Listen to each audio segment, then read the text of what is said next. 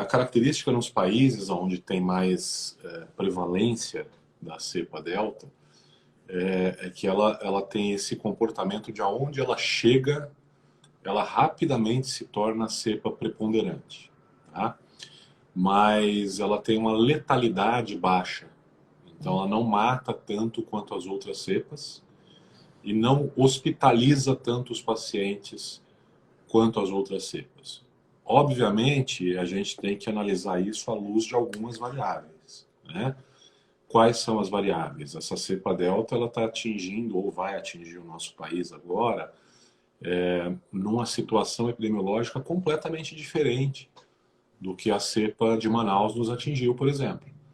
Então, nós fomos atingidos em janeiro, fevereiro pela cepa P1 de uma forma muito violenta, porque acho que a cepa realmente ela era mais violenta, mais letal, digamos assim.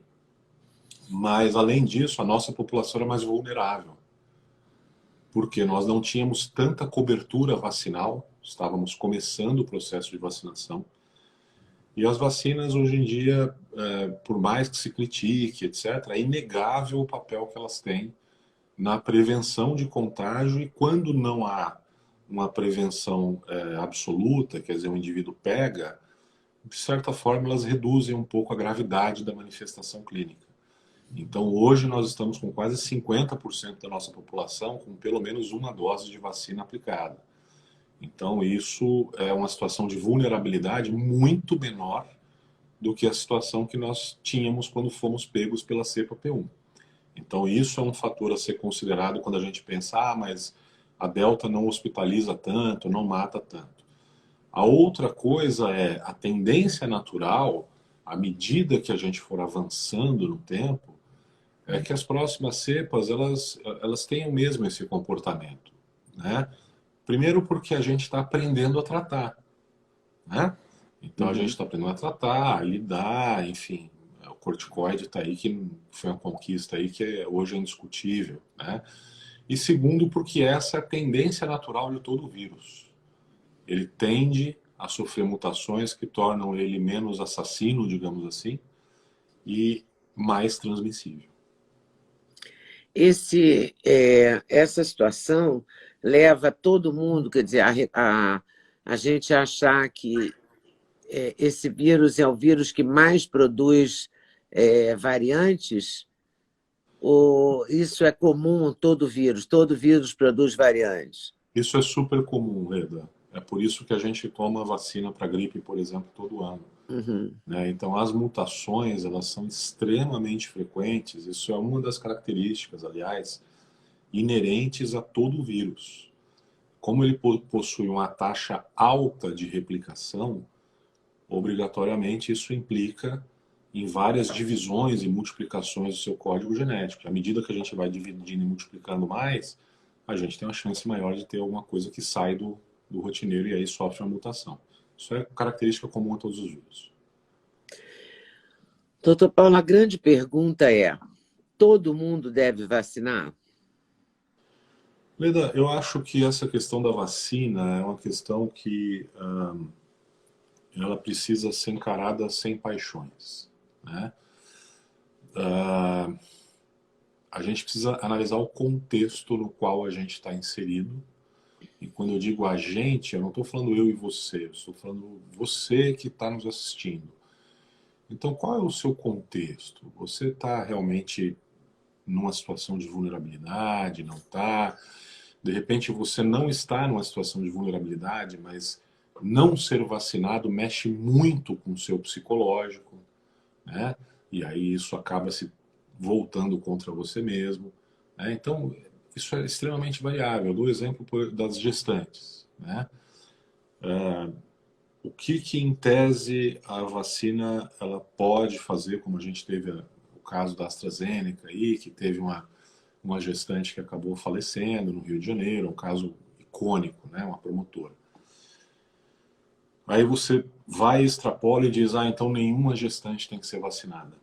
Pessoal, imagine a seguinte condição. Imagine uma gestante que perdeu o irmão, perdeu o pai, perdeu a mãe para essa pandemia.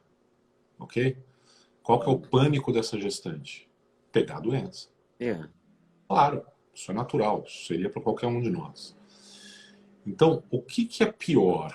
É ela viver neste pânico ou ela, de repente, ser vacinada e tirar essa carga emocional da cabeça dela? Se ela viver nesse pânico, ela vai viver com níveis de noradrenalina e adrenalina mais altos do que o normal, porque ela está estressada, ela está em pânico.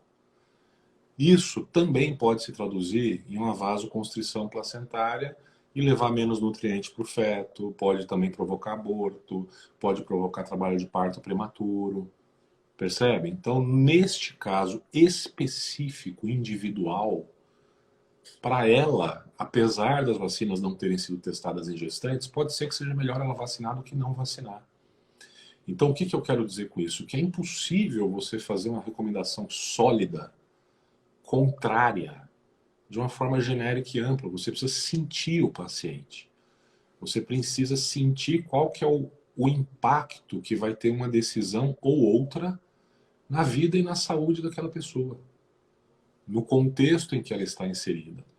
Então, isso do ponto de vista humanístico, né?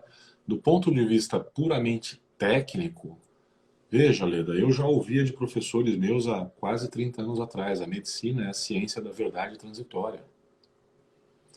Então, eu tenho que ter muito cuidado, e eu sempre sou muito cauteloso em relação a isso, em relação a fazer afirmativas categóricas. Porque o que é verdade hoje, ainda mais uma doença que a gente está descobrindo mais a cada dia, amanhã pode se revelar uma inverdade. Veja o quanto muitos médicos brasileiros, inclusive os ebalos, nós apanhamos por conta do corticoide. E hoje em dia o corticoide é o queridinho. Então, a gente tem que ter muita cautela em relação a isso. Quando eu vou aconselhar um paciente, eu sempre digo, olha, à luz dos conhecimentos atuais, eu não posso te garantir que você não vai ter um efeito colateral dessa vacina. Mas, considerando a sua circunstância, o grau de estresse que isso te gera, considerando que você perdeu pai, perdeu mãe, perdeu irmão, e tem pânico disso, talvez a melhor coisa para você fosse ser vacinada. Entende? Mas sem conhecer a história do paciente, o contexto, o ambiente familiar, isso é muito complicado. A politização que isso envolve hoje em dia parece que dividiu de novo. A gente está com essa mania de dividir as coisas em branco e preto. E tem toda uma escala de cores entre o branco e o preto. Né? O branco é a soma de todas as cores, o preto é a ausência total de cor, né? E nós temos um espectro enorme aí no meio. Não é? Então, o que a gente precisa entender é que hoje, veja, a gente está dividindo a sociedade entre os que querem ser vacinados ou foram vacinados e os que não querem ou não foram. E veja, isso é circunstancial. O indivíduo ele pode não ter sido vacinado hoje porque ele não se sentiu seguro, mas pode, saindo dessa live aqui, falar, pô, eu ouvi umas coisas lá da Leda, eu acho que eu vou vacinar. E amanhã ele pode ser vacinado. E aí quer dizer que hoje ele é um cara ruim e amanhã ele passa a ser um bonzinho? Isso não existe, né? É verdade. Eu acho a sua análise muito, muito certa, sabe? Porque as pessoas não param de fazer perguntas. Sabe que eu anunciei que ia fazer essa live com você no Clube da Notícia, que é um grupo de conteúdo fechado que eu faço todo dia. Eu tenho um monte de perguntas deles aqui. Vai ser um prazer. Tipo, 35% de imunização é bom? 20% quer dizer que eu vou pegar? E vai por aí, as pessoas estão tensas. Com certeza. Tensas. E eu acho que é uma ótima oportunidade que a gente tem para esclarecer esse tipo de coisa. Então vamos lá.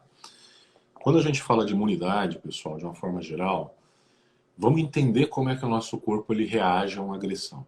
Tá? Então, primeira coisa, quando um vírus que a gente nunca viu na vida entra no nosso organismo, a primeira linha de defesa, a primeira barreira, é um tipo de imunidade que a gente chama de imunidade inata.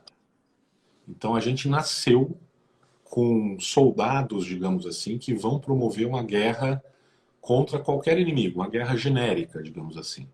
Obviamente, como ela é genérica, ela não é tão eficiente quanto o anticorpo específico contra aquela doença. Mas para que serve essa primeira linha de defesa? para tentar evitar que o vírus se replique demais, suba demais a carga viral e dar tempo para o nosso organismo preparar os anticorpos específicos. Tá? Essa imunidade a gente tem dificuldade em medir. Para a gente medir hoje, a gente precisa de uma técnica genética complicada, que se chama amplificação de exoma, não faz em qualquer lugar, é caro, e etc. Então esse é um ponto. Gostou do corte que você acabou de ver? Vale a pena conferir com certeza, né? Então vai conferir muitos outros cortes no canal de cortes Leda Nagli. É claro que a entrevista completa você vai conferir no YouTube Leda Nagli, canal Leda Nagli do YouTube, você não pode perder de jeito nenhum. Valeu, tô te esperando, hein? Vem nessa!